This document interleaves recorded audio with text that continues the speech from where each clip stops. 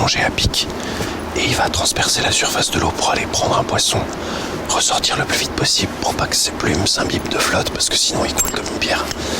Et vite remonter sur le perchoir.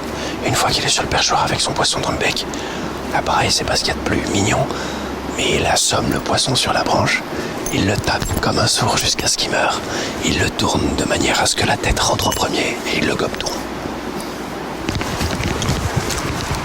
En fait, c'est presque un passage obligatoire pour chaque photographe. On l'appelle la flèche bleue, la flamme bleue et tout. Mais sa réputation, c'est surtout d'être l'oiseau le plus photographié de France. Parce que à peu près tous les photographes passent par la photo du martin pêcheur. Parce que il est assez commun et parce que en termes de photo, en termes visuels, c'est une pépite quoi. Et bleu turquoise et orange, on en revient toujours à la même chose quoi. C'est magnifique. En fait, on balaye du regard, on passe son temps à regarder à droite et à gauche. Et on scrute pour essayer de trouver le moindre mouvement qui sorte de l'ordinaire.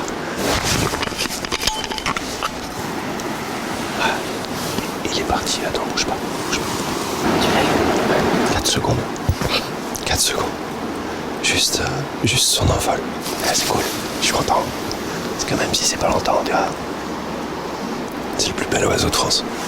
C'est le plus bel oiseau de France. C'est un morceau de métal, c'est une flèche. C'est magnifique. Il n'y a pas besoin d'aller chercher des colibris, je sais pas où, quand t'as ça à côté de chez toi.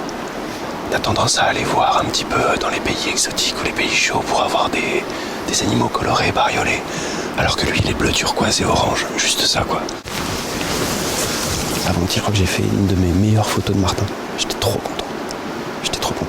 Je suis monté en vélo, je suis monté sur un petit étang à côté de chez moi. Et là, il allait neiger ce matin-là. Et au moment de cette averse de neige, le martin vient se percher avec une proie dans le bec, sous les flocons.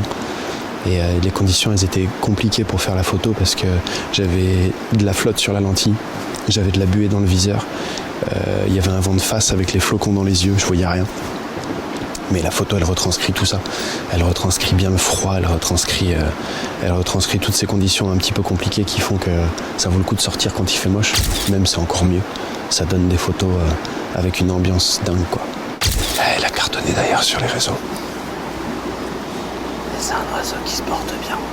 Ouais, les martins pêcheurs, ouais. À partir du moment où il y a de l'eau, un ruisseau, un plan d'eau, un lac, un étang, une rivière, à partir du moment où il y a de l'eau et des petits poissons, c'est un oiseau qui est assez commun et bon, qu'on peut croiser à peu près partout.